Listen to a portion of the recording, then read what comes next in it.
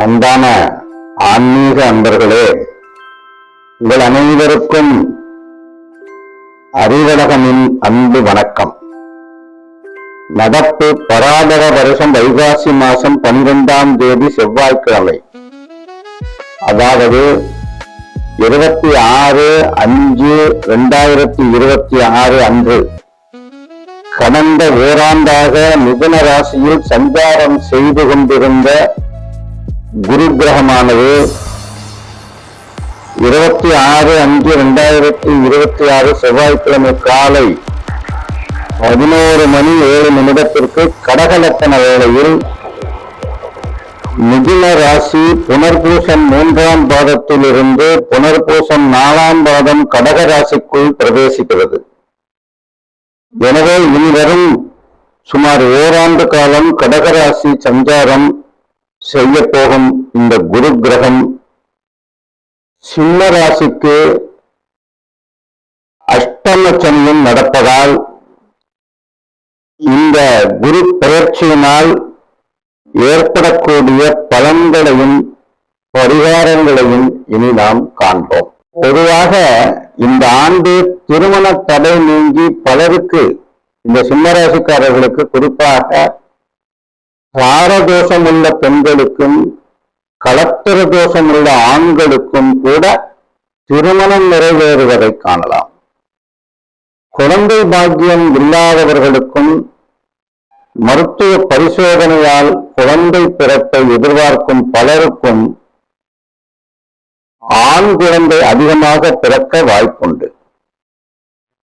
மேற்படிப்பு படிப்பவர்கள் அல்லது வெளிநாட்டில் கல்வி மேற்படிப்பை எதிர்பார்ப்பவர்களுக்கு, குறிப்பாக இந்த ராசிக்காரர்களுக்கு 100% அவர்களுடைய கனவும் கல்வியில் நல்ல தேர்ச்சியும் நிறைவேறும். கவலை வேண்டாம். வெளிநாடு மற்றும் வெளிநாட்டில் வேலை பார்க்கும் அல்லது வேலை தேடிக்கொண்டிருக்கும் இளைஞர்களுக்கும் தங்கள் கல்விக்கேற்ற சரியான உத்தியோகம் கிடைக்கும், பலனும் கிடைக்கும், இது உறுதி. ஏற்றுமதி மற்றும் இறக்குமதி தொழிலில் ஈடுபடுவோர் உயர்ந்த லாபம் மற்றும் வெற்றி காண்பார்கள்.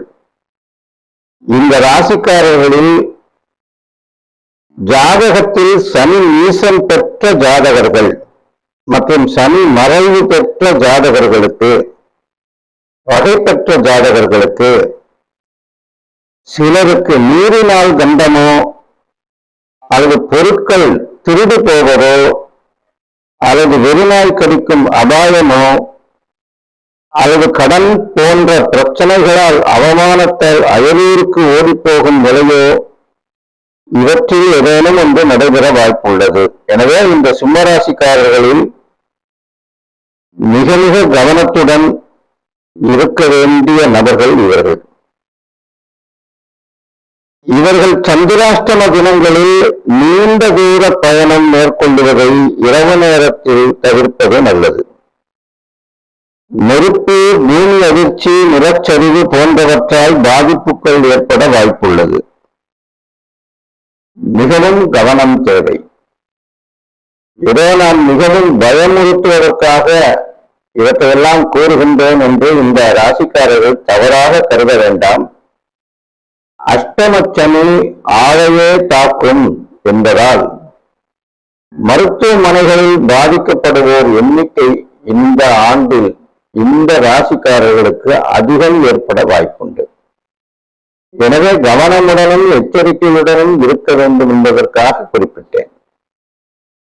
40 வயதுக்கு குறைந்தவர்களுக்குத்தான் இந்த பாதிப்புகளில் ஏதேனும் என்று நடக்கலாம் என்பதையும் புரிந்து கொள்ள வேண்டும். சிம்மராசிக்கு 8இல் சனி நிற்பது வியாதி, வறுமை போன்றவற்றால் துன்பப்பட்டு, கடன்பட்டு, அதனால் ஊரை விட்டு பயன்படக்கூடிய ஒரு நிலை ஏற்படும் என்பதற்காக இதை எச்சரித்தேன். இது எல்லோருக்கும் நடக்கும் என்று நாம் நம்பிவிட வேண்டியதில்லை. அவரவர்கள் ஜனன ஜாதகத்தின் அடிப்படையில் தான் இந்த நிலை ஏற்படும்.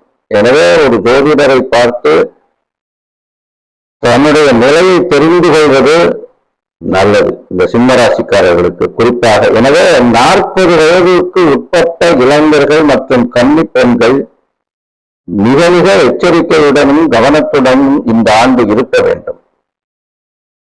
ஒரு நல்ல ஜோதிடரிடம் உங்களது பிறந்த ஜாதகம் இருந்தால் பார்த்து அவர்கள் கூறும் சரியான உபாயத்தை பின்பற்றி இந்த குரு பெயர்ச்சி ஆண்டை கடந்து செல்வதே புத்திசாலித்தனமாகும்.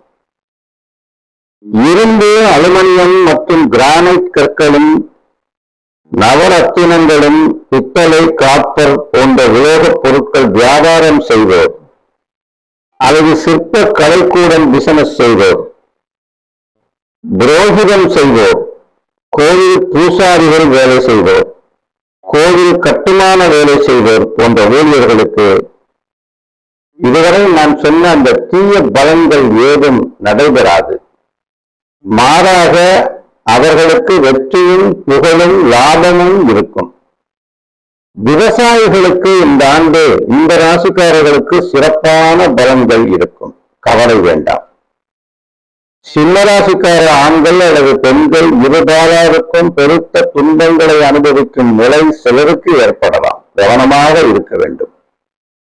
தயவு செய்து தீய பழக்க வழக்கங்கள் உள்ளவர்கள் அல்லது இந்த செகண்ட் லைன் பிசினஸ் செய்தோர், தவறான வழியில் தொழில் செய்தோர் கவனமாக இல்லை என்றால் கட்டாயம் சிறைவாசம் ஏற்படலாம். நிலபுலன்களை அடமானம் வைத்தல், நிலபுலன்களையும் வீடு மனைகளையும், ஏன் வீட்டையே கூட விற்க வேண்டிய அவலநிலை கூட சிலருக்கு ஏற்படலாம்.